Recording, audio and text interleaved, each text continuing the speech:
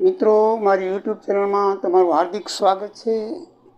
આજે કોસ્ટિંગ એકાઉન્ટમાં નવું ચેપ્ટર શરૂ કરી રહ્યા છીએ. ચોથું ચેપ્ટર પરોક્ષ ખર્ચાઓની ફાળવણી આપણે જોઈ.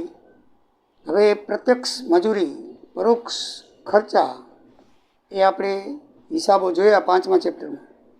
હવે ડાયરેક્ટ લેબર, પ્રત્યક્ષ મજૂરી, માનો કે પ્રત્યક્ષ ખર્ચા એ આપણે જોઈએ. કોઈ પણ પ્રોડક્શન હોય મિત્રો, તો એની અંદર બે પ્રકારના ખર્ચા હોય છે, એક પ્રત્યક્ષ અને એક પરોક્ષ. આ પ્રત્યક્ષ અને પરોક્ષ ખર્ચાનું સમન્વય છે એ પડતર હિસાબોમાં લેવામાં આવે છે. આના પછી આપણે પડતરના હિસાબો જોઈશું. તો પ્રત્યક્ષ મજૂરી અને પરોક્ષ મજૂરી અથવા પ્રત્યક્ષ ખર્ચા કે પરોક્ષ ખર્ચા કોને કહેવાય અને એની ફાળવણી કરવી પડે પરોક્ષ ખર્ચાને તો કેવી રીતે થાય એ આપણે જોઈ ગયા. પણ આની અંદર આપણે ખાલી પ્રત્યક્ષ મજૂરીની જ વિશે જાણવાનું છે, પરોક્ષ ખર્ચા વિશે વધારે જાણવાનું નથી, કારણ કે આનું ચેપ્ટર આખું આપણે 5મું કરી ગયા છીએ. એટલે પ્રત્યક્ષ મજૂરી કોને કહેવાય એ આપણે જોઈએ. તો કુલ પડતરનો મુખ્ય હિસ્સો પ્રત્યક્ષ મજૂરી છે. પ્રત્યક્ષ મજૂરી છે એ પ્રાથમિક પડતર કહેવામાં આવે છે. શું કામ પ્રાથમિક પડતર કહેવામાં આવે છે? કારણ કે એકમની શરૂઆત જ પ્રત્યક્ષ મજૂરી થાય છે. પહેલો માલ સામાન ખરીદવો પડે, કાચો માલ ખરીદવો પડે, પછી એને કામદારો દ્વારા તૈયાર કરવો પડે, એનું સ્વરૂપ બદલવું પડે.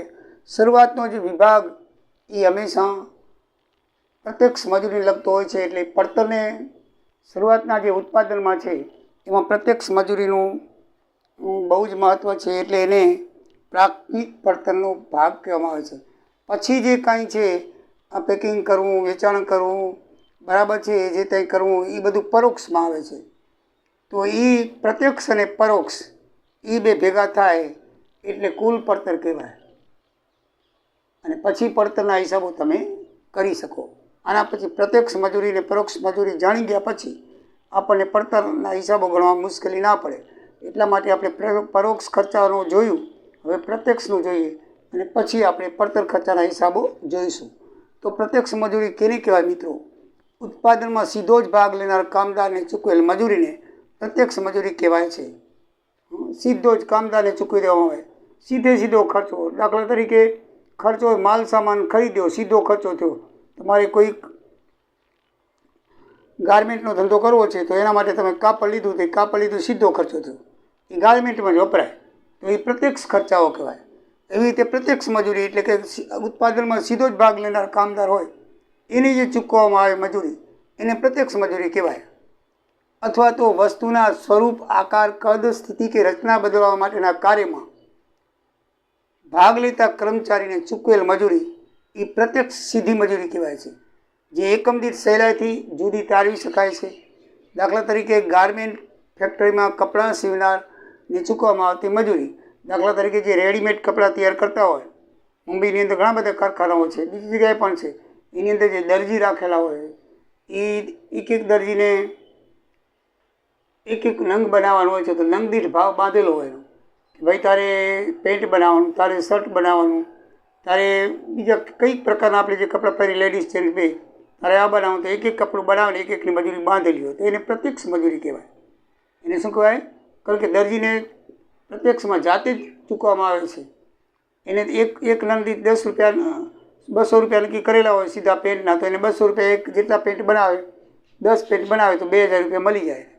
એટલે સીધો ખર્ચ ફાળવી શકાય એને ખાતે કે ભાઈ મહેશભાઈએ 10 શર્ટ બનાવ્યા તો 200 લેખે 2000 રૂપિયા એમને ખાતે ઉધારી નાખો, જમા કરી નાખો, બરાબર. એટલે એ ડાયરેક્ટ ખર્ચ છે, સીધો એ ડાયરેક્ટ લેબર કહેવાય એને. તો પરોક્ષ ખર્ચ કેને કહેવાય એની વ્યાખ્યામાં આપણે જોઈએ તો ઉત્પાદન કાર્યમાં આડકરી રીતે, સીધી રીતે નહીં, સહાય કરનારને ચૂકવવામાં આવતી વેતન કે મજૂરી એ પરોક્ષ મજૂરી કહેવાય. દાખલા તરીકે સુપરવાઇઝરનો પગાર છે, સ્વીપરનું, મહેનતાણું છે, ઓફિસ ખર્ચ છે, ભાડું, વેરો છે.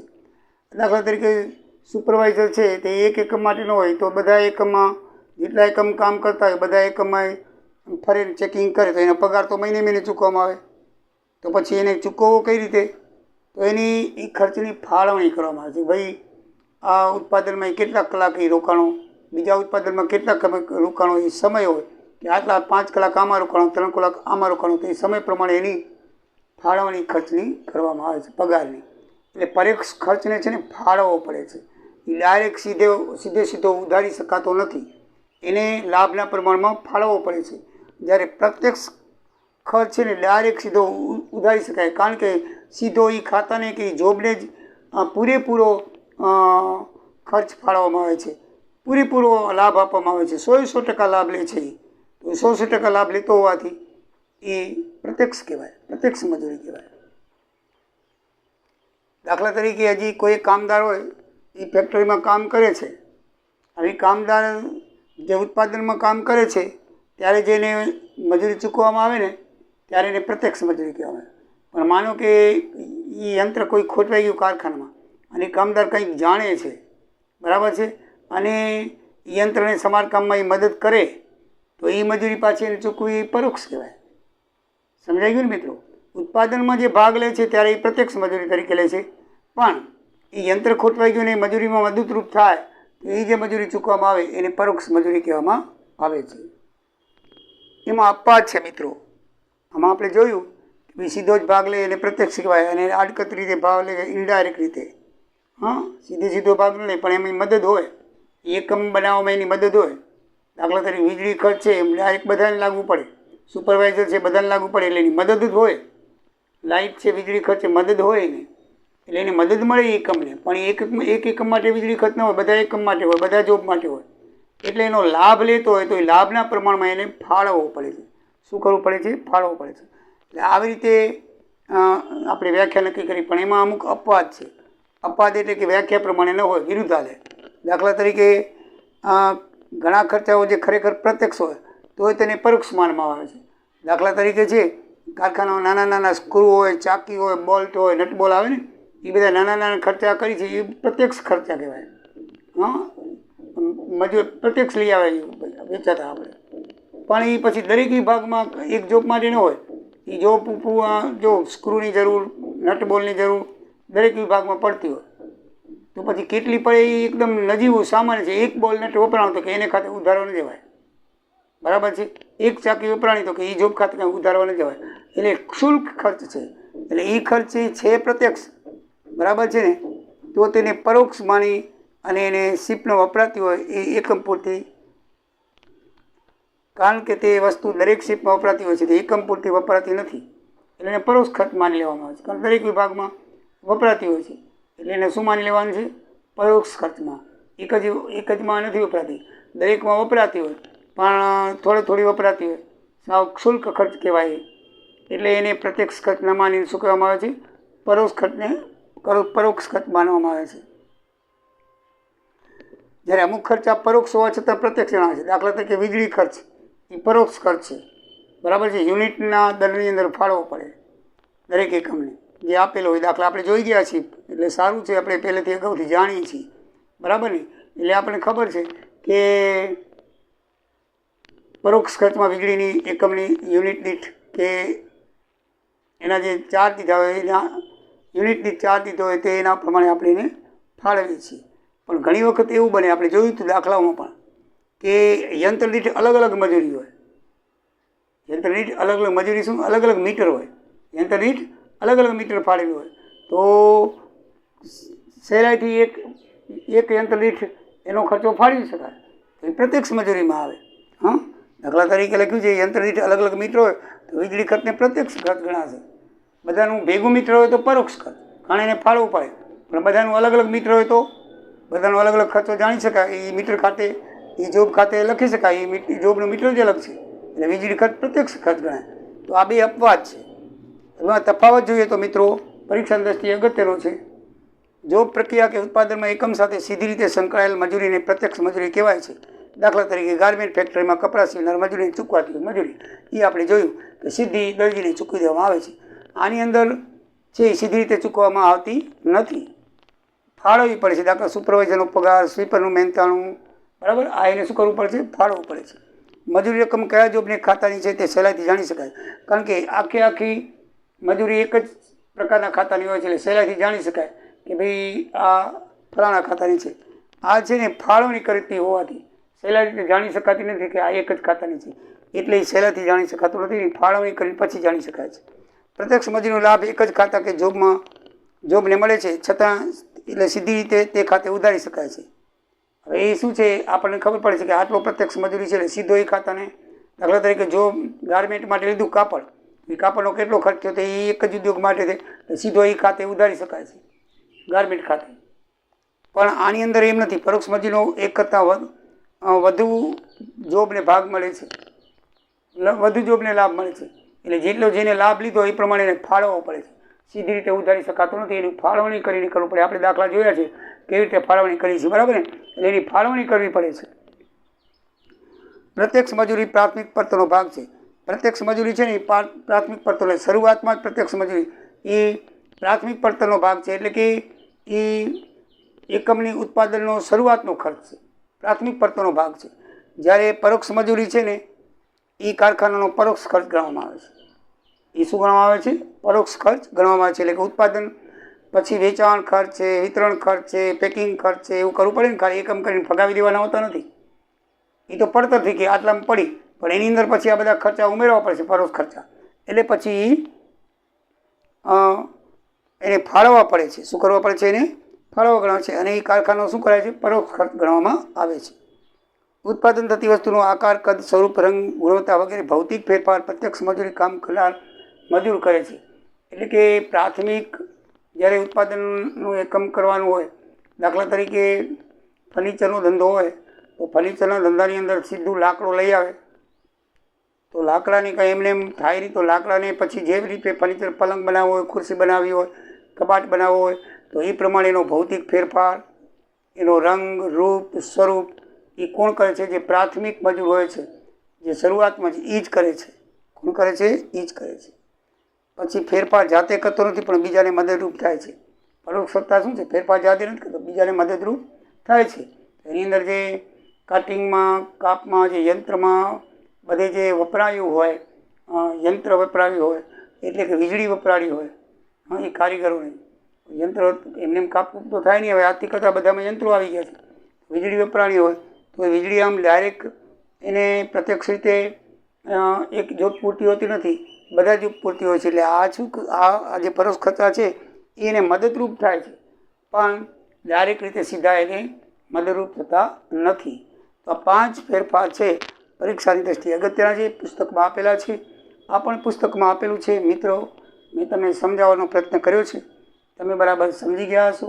હજી આપણે આગળ થિયરીમાં 1-2 વિડીયો જોવા પડશે અને પછી આપણે દાખલા શરૂઆત કરશું. તો નવા ચેપ્ટરની શરૂઆતના વિડીયો જોતા રહેજો, તો દાખલામાં તમને અડચણ નહીં પડે, નહીંતર પછી તમારે ફરીથી પાછા જોવા ન પડે. તો મિત્રો, જય દ્વારિકાધીશ, જય સિયારામ.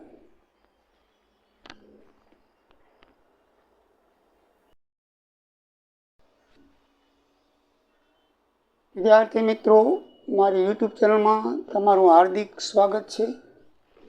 આજે આપણે પગારની આવકની અંદર આગળ જોઈએ તો સવલતો કોને કહેવાય એ આપણે જોઈએ. સૌથી પહેલાં ગ્રેજ્યુએટીને જોયું, પછી મિત્રો ગ્રોસ પગારનું જોયું. તો ગ્રોસ પગારની અંદર આપણે ભથ્થાઓ વિશે જોયું.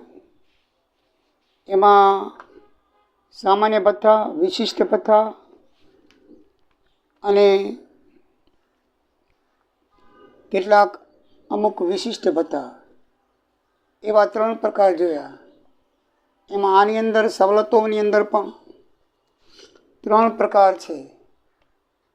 બધા જ પ્રકારના કર્મચારી માટે કરમુક્ત સવલત, બધા જ પ્રકારના કર્મચારીઓ માટે કરપાત્ર સવલત અને ફક્ત વિશિષ્ટ કર્મચારીઓ માટે કરપાત્ર સવલતો. આમ એના પણ 3 પ્રકાર છે. ભથ્થાના પણ જેવી રીતે જોઈએ એમ 3 પ્રકાર હતા, કરમુક્ત, કરપાત્ર અને અંશતઃ કરપાત્ર. એ રીતે આની અંદર પણ કરમુક્ત, કરપાત્ર અને વિશિષ્ટ કર્મચારીઓને મળતી કરપાત્ર સગવડો. આ બધું જાણ્યા પછી આપણે પગારના દાખલાઓ પૂર્ણ રીતે કરી શકીએ. તો મિત્રો, સવલત એટલે શું કે હોદ્દાની રૂએ પગાર ઉપરાંત મળતો કોઈ વધારાનો લાભ એટલે સવલત. તમને પગાર તો મળે પણ એનાથી ઉપર કોઈ વધારાનો લાભ મળતો હોય, દાખલા તરીકે મકાન વગર ભાડે મળતું હોય ને આપણે ક્વાર્ટર કહીએ છીએ. સરકારી કર્મચારીની ક્વાર્ટર હોય છે એ ફ્રી રેન્ટ હોય છે, સરકાર ભાડું લેતી નથી. અમુક રૂપિયા કાપે છે, સાવ ફ્રી નથી હોતું પણ અમુક નજીવી રકમ કાપે છે. પછી વાહન સગવડો, આ બધી સગવડો, ઘણી બધી સગવડો છે. એ બધી સગવડો જે છે એ પગાર ઉપરાંતના લાભોની છે. આના પછી હજી આપણે આવશે કરપાત્ર, આ બધી કરમુક્ત છે. પછી કરપાત્ર આવશે 8 9, એટલે 25 ને 8 32 ને બીજી 3 4 છે, બીજી 35 સગવડો પગાર ઉપરાંત સરકારી કર્મચારીને આપે છે. 35 સગવડો પગાર ઉપરાંત આપે છે, એટલે એને કહેવામાં આવે છે સવલતો. સવલતો યાની કે સગવડો, પગાર કરતાં વધારાની સગવડ આપે. એ બધી સવલતો છે એ કઈ રીતની છે એ આપણે જોઈએ. રોકડ, એના લક્ષણો શું છે? તો એ રોકડ અથવા વસ્તુના રૂપમાં પણ હોઈ શકે, બરાબર છે, મકાનની રૂપમાં, રોકડના રૂપમાં. પછી નોકરી કરવાને પરિણામ મળતી સવલતો પગારની આવકના શીર્ષક હેઠળ કરપાત્ર બનશે. નોકરી કરતા હોય એની કરપાત્ર સવલતો કયા શીર્ષક હેઠળ આવે? તો પગારના શીર્ષક હેઠળ આવે. અને ધંધો કરતા હોય તો ધંધાના શીર્ષક હેઠળ આવે. ધંધો કે વ્યવસાયની આવકના શીર્ષક હેઠળ આવે, બરાબર છે. એટલે સરકારી કર્મચારી જો સવલતોનો લાભ લેતો હોય તો પગારના શીર્ષક હેઠળ એની આવક ગણાશે. પગારની આવક હેઠળ એની નોંધ કરપાત્ર થશે. અને જો ધંધો કે વ્યવસાય કરતો હોય તો ધંધો કે વ્યવસાયની આવકના શીર્ષક હેઠળ એની કરપાત્ર નોંધ થશે. માલિકની સંમતિ વગર બિનઅધિકૃત રીતે મેળવેલો લાભ એ સવલત ગણાશે નહીં. માલિકની સંમતિ ન હોય અને તમે જઈને સીધા મકાનમાં રહેવા માંડી જાઓ તો એ લાભ ગણાશે નહીં. પછી નોકરીની ફરજો બજાવવા માલિકે ચૂકેલ ખર્ચ તે સવલત ગણાશે નહીં. તમે નોકરી બજાવતા હો અને મુસાફરી ભાડું, હોટલ ભાડું કે બધું હોય અને માલિક ખર્ચ ચૂકવતો હોય તો એ સવલત કહેવામાં આવશે નહીં. કર્મચારીએ ચૂકવેલા કરવેરાનું ભારણ જો માલિક તરફથી ચૂકવવામાં આવે તો કરપાત્ર ગણાશે. વેરો કર્મચારી ભરવાનો પણ ચૂકવતો હોય માલિક તો એ કરપાત્ર ગણાશે અને સવલત કહેવામાં આવશે નહીં. સવલતો 3 પ્રકારની છે. બધા જ પ્રકારના કર્મચારીઓ માટે કરમુક્ત સવલતો. કરમુક્ત સવલતો કેટલી છે? તો 24. એ બધી કરમુક્ત છે, જરાય પણ કરપાત્ર નથી. પછી બધા જ પ્રકારના કર્મચારી આપણી માટે કરપાત્ર. આના પછી આપણે કરપાત્ર સગવડ જોશું. એ બધી કરપાત્ર છે, પગારમાં ઉમેરાશે. અને બીજી ખાસ કર્મચારીઓ એટલે 50,000થી વધારે પગાર મેળવતા હોય એવા વિશિષ્ટ કર્મચારીઓ માટે કઈ કરપાત્ર સગવડો છે એના વિશે આપણે જોવાનું છે. તો સૌથી પહેલાં બધા જ પ્રકારના કર્મચારી માટે કરમુક્ત સવલતો. મિત્રો, આ બધી કરમુક્ત સવલતો છે. દાખલા તરીકે ફોન અને મોબાઈલ. તો માલિક દ્વારા કર્મચારી રહેઠાણ સ્થળે મોબાઈલ કે ફોનની સગવડ છે અને ખર્ચ માલિક દ્વારા ચૂકવાય છે તો એ કરમુક્ત સવલત ગણાય. ધ્યાન રાખજો, આ બધો ખર્ચ માલિક દ્વારા ચૂકવાતો હોય તો જ કરમુક્ત ગણાય, નકે કરમુક્ત ગણાતો નથી. માલનું વેચાણ માલિક દ્વારા કર્મચારીની રાહત દરે માલનું વેચાણ કરવામાં આવે તો એ કરમુક્ત ગણાય. રાહતના દરે કર્મચારીને વેચાણ કરવામાં આવે. ઘણી વખત દાખલા તરીકે ધરતીકંપ વખતે રાહત દરે બધી સગવડો કર્મચારીને પહોંચાડવામાં આવતી હતી. માલ સામાન, તંબુ, પછી જમવાનું, રાશન, ઘણી બધી આવતી વસ્તુઓ. એવી રીતે અત્યારે મિલિટરીવાળાને પણ એ લોકોને, મેં તમને વાત કરી હતી, એ લોકોને અલગ એક પ્રકારનો સ્ટોર હોય છે. એની અંદર બધી વસ્તુઓ એ લોકોને કરમુક્ત આપવામાં આવે છે, એના પર ટેક્સ લાગતો નથી. એવી જે સગવડો છે એ શું છે? કરમુક્ત સગવડ હોય છે. પછી મફત ટ્રાન્સપોર્ટની સગવડ, આવવા જવાનું કર્મચારીઓને પોતાના ઘરેથી નોકરીના સ્થળ સુધી એ પણ મફત. મનોરંજનની સગવડ મફત. કર્મચારીના સમૂહ માટે મફત સગવડ. કર્મચારીનો સમૂહ હોય ત્યાં તમે ક્રિકેટ રમવાનું, વોલીબોલનું મેદાન હોય, બરાબર, ટેબલ ટેનિસ જેવું હોય, ક્લબ આખો બનાવ્યો હોય એ બધી સગવડો શું મળે છે? ફ્રી મળે છે. પ્રશિક્ષણ ખર્ચનો, કર્મચારીને તમે તાલીમ આપવા મૂકો, કારણ કે નોકરીમાં તમે જાઓ સીધા તમને કાંઈ બધું નોકરીનું આવડે નહીં, પહેલાં તમે તાલીમ આપવા મોકલશે. તો તાલીમમાં તમને સ્ટાઇપન્ડ મળે. હજી તો નોકરીમાં દાખલ નથી થયા તો તમને સ્ટાઇપન્ડ મળે, એટલે એક જાતનો પગાર. તો એ ટ્રેનિંગ આપવા માટેનું જે ભથ્થું છે, એનું ખર્ચ છે, એ પણ કરમુક્ત છે. અને હાઈકોર્ટ કે સુપ્રીમ કોર્ટના ન્યાયાધીશ હોય એને વગર ભાડાનું મકાન આપેલું હોય તો એ પણ શું છે? કરમુક્ત છે. મફત ડૉક્ટરી સેવા, તમે માંદા પડો તો તમારા બિલ જે થતા હોય તે એ સરકાર ભરે છે, પણ એપ્રુવડ હોવો જોઈએ. પહેલાં તમારે સરકારી દવાખાનામાં દાખલ થવું જોઈએ. સરકારી ડૉક્ટર જે છે એનો હેડ સરકારી હોસ્પિટલનો, બરાબર છે, એ DHO એ તમને રિફર કરે પ્રાઇવેટ પ્રાઇવેટ હોસ્પિટલમાં, તો એના ખર્ચા કોઈ પણ પ્રાઇવેટ હોસ્પિટલ હોય તો એના ખર્ચા પણ તમને ફ્રી મળે છે. પછી મફત પીણા નાસ્તાની સગવડ, કેન્ટીન રાખેલી હોય છે સરકાર તરફથી, તો એ કેન્ટીનમાં તમને બધું જમવાનું, પાણી ઠંડા પીણા બધું ફ્રીમાં આપવામાં આવે છે. એમાં આપવામાં આવે છે? ફ્રીમાં. પછી મફત ભોજનની સગવડ પણ હોય છે. પ્રોવિડન્ટ ફંડનો ફાળો જે માલિક કર્મચારીના ખાતામાં જમા કરાવે છે તે 7.5 લાખ સુધી કરમુક્ત છે. પછી ગ્રુપ મેડિકલ વીમા યોજના, એટલે જેટલા કર્મચારીઓ કામ કરતા હોય એ બધા કર્મચારીઓ ગ્રુપ વીમા ઉતારવામાં આવે, ગ્રુપ ઇન્સ્યોરન્સ કહેવાય એને. અને એનું જે પ્રીમિયમ જે ભરવાનું હોય એ કરમુક્ત છે. ભારત સરકાર દ્વારા કોઈ વિદેશમાં નોકરી કરવા ગયો હોય, દાખલા તરીકે LC કચેરીની અંદર, તો એનો પગાર કે સગવડો બધી કરમુક્ત છે. LTC મળે છે, લીવ ટ્રાવેલ કન્સેશન, LTC મળે છે, એ પણ શું છે? કરમુક્ત છે. LTC તમને મળે દર 3 વર્ષે, એકવાર જવાનું, 4000 કિલોમીટર સુધી. ભારતીય રેલવે અને વિમાની સેવા વિભાગના કર્મચારીઓની મફત મુસાફરી પડે. રેલવેના કર્મચારીને મુસાફરીની મફત સગવડ મળે, વિમાની કર્મચારીને મુસાફરીની મફત સગવડ મળે, STના કર્મચારીને મુસાફરીની મફત સગવડ મળે. એ લોકોને એ કરમુક્ત છે. પછી અંગત એક્સિડન્ટ પોલિસી ઉતરાવેલી હોય તો એનું માલિકે પ્રીમિયમ ભરેલું હોય તો એ કરમુક્ત છે. મફત શિક્ષણની સગવડ હોય છે, એટલે કે માલિક દ્વારા સંચાલિત શૈક્ષણિક સંસ્થામાં કર્મચારીના સંતાન શિક્ષણ કે માલિકે ચૂકવેલ ખર્ચ સંતાન દીઠ 1000 સુધી કરમુક્ત ગણાય છે. એમાં સંતાનોની સંખ્યા ઉપર કોઈ મર્યાદા નથી. ઓમાં 2 બાળકોની હતી, આમાં કોઈ નથી. 1000 સુધી માલિક જો 1000 રૂપિયા ચૂકવે છે, બરાબર છે, એ શૈક્ષણિક સંસ્થાઓમાં બાળકો તમારા ભણતા હોય તો 1000 રૂપિયા સુધી માસિક જો માલિક ચૂકવે, આ બધું માલિક ચૂકવે તો જ ફ્રી છે, તમે ચૂકવો તો નહીં, બરાબર. માલિક ચૂકવે તો માલિકને એનો લાભ મળે છે. વગર વ્યાજની લોન 20,000 સુધી ફ્રી. કમ્પ્યુટરની સગવડ ફ્રી. હવે જ વગર જંગલ મિલકતની ફેરબદલી, એટલે કે કમ્પ્યુટર હોય, ઇલેક્ટ્રિક ઉપકરણ હોય, કાર હોય, એને તમે ફેરબદલી કરો તો એ કરમુક્ત છે.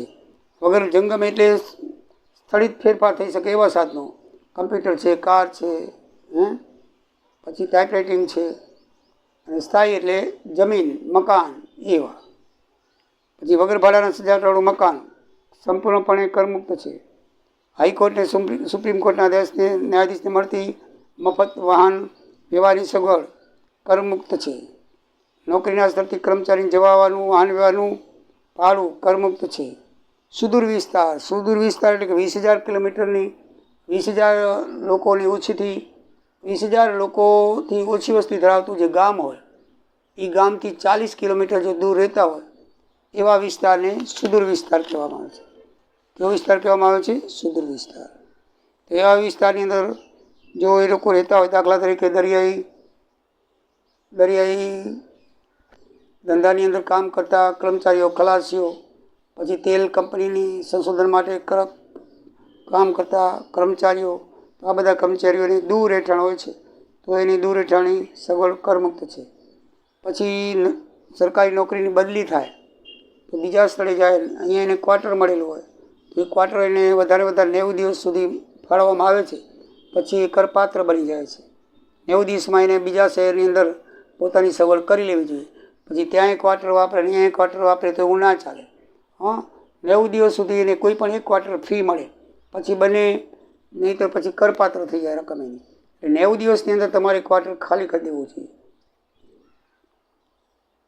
પછી તમને કોઈ મદદરૂપ થતા એવું સામાયિક હોય, સામાયિક એટલે કે મહિને બહાર પડતું કોઈ મેગઝીન હોય અને નોકરીમાં સહાયરૂપ હોય તો એ તમને ફ્રી છે. સવલતો અંગે માલિકે કરેલ કલમ 10 10cc હેઠળ કરમુક્ત કરાય છે. સવલતો અંગે માલિકે ભરેલ કર, તમારો કર જો માલિકે ભરેલો હોય તો કલમ 10 હેઠળ કરમુક્ત છે. તો મિત્રો આટલી બધી સવલતો છે એ કરમુક્ત છે. અને હવે આપણે કરપાત્ર જોઈએ. કરપાત્ર 8 કોલમ 8 સગડો છે અને વિશિષ્ટ 3 છે. તો એ જોઈ લઈએ પછી આપણે આગળ વધીએ.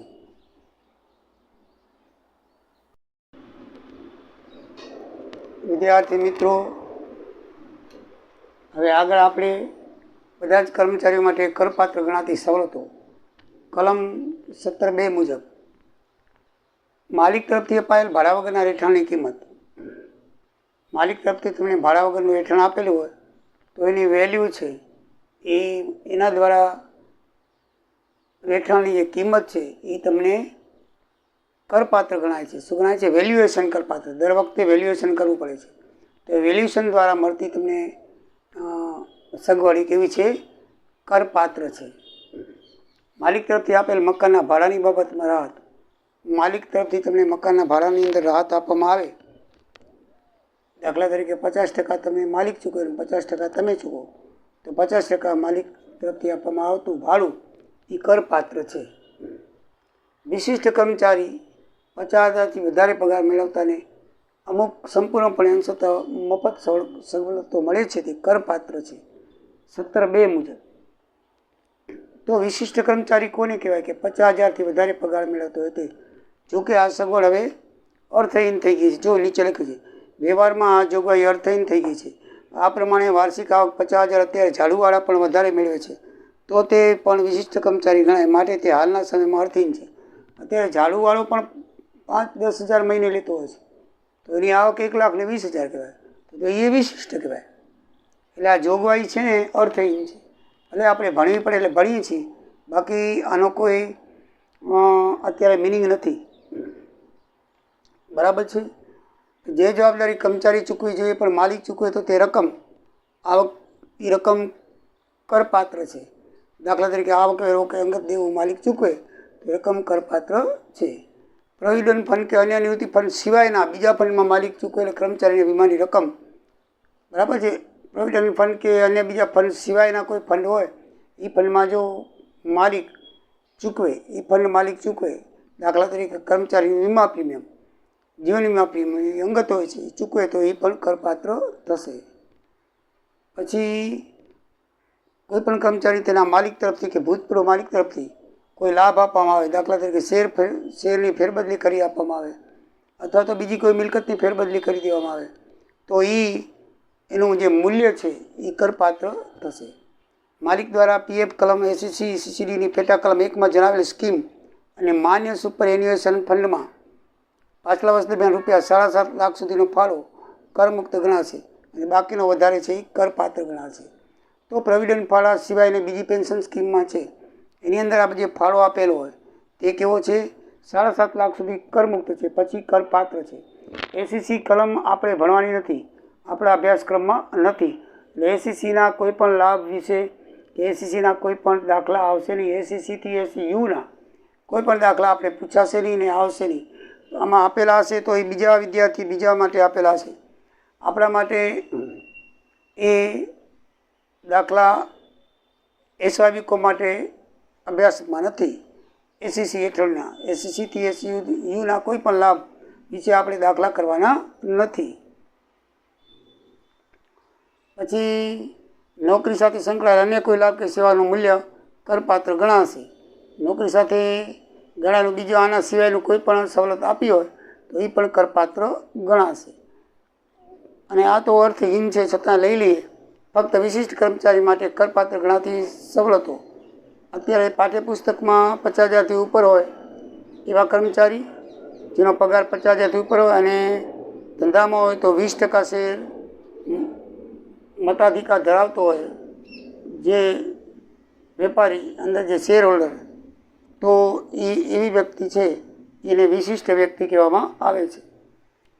એમાં નોકરોની સગવડ જેવી કે ચોકીદાર, સફાઈ કામદાર, માળી વગેરે સવલતો આપી હોય તો એ કરપાત્ર ગણાય છે. પછી ગેસ, વીજળી, પાણીની સગવડ અને શિક્ષણની સગવડ એ પણ કેવી છે? કરપાત્ર ગણવામાં આવે છે. મિત્રો, આ જે દાખલાઓ છે એ આપણે જોઈશું ત્યારે આપણે વધારે વિશિષ્ટ ખ્યાલ આવશે. અમુક સગવડો કરપાત્ર છે ને અમુક સગવડો કર મુક્ત છે, એકને એક સગવડ, પણ એમની લિમિટ હોય છે. એ લિમિટની અંદર તમને એમ થાય છે બંનેમાં એમને આવ્યું છે, આમાં નોકરોની સગવડ અમુક કરમુક્ત આવે છે, શિક્ષણની સગવડ કરમુક્ત આવે છે, તો આમાં કરપાત્ર કેમ આવે? પણ ડિટેલ વાઇઝ આપણે જોઈશું ત્યારે આપણને ખબર પડશે કે એમાં અંશતઃ કરપાત્ર. દાખલા તરીકે શિક્ષણની છે 1 છોકરા સુધી 100 રૂપિયા, વધારે વધારે 200, હોસ્ટેલમાં હોય તો 300, બરાબર. એવી રીતે એ કરમુક્ત ગણાય, પણ એનાથી વધારે હોય તો આ શિક્ષણની તો એ કરપાત્ર ગણાય. એટલે બંનેમાં એ જોગવાઈ આવે, કરમુક્તમાં આવે ને કરપાત્રમાં આવે. એટલે આપણે એની લિમિટ યાદ રાખવાની હોય છે, બીજું કાંઈ નહીં. તો મિત્રો, આ ત્રણેય જાતની આપણે સવલતો જોઈ અને હવે પછી નેક્સ્ટની અંદર એના દાખલા જોશું. આ સવલતોમાં એનો પગાર વિશે પણ આપણે વિચાર કરવાનો છે, કઈ સવલતમાં કયો પગાર હોય એ પગાર વિશે ચર્ચા કરી નેક્સ્ટ વિડીયોની અંદર આપણે દાખલાની શરૂઆત કરશું અને આ દાખલાઓ છેલ્લા હશે, પછી આ પ્રકરણ પૂરું થશે. જય સિયારામ, જય દ્વારિકાધીશ.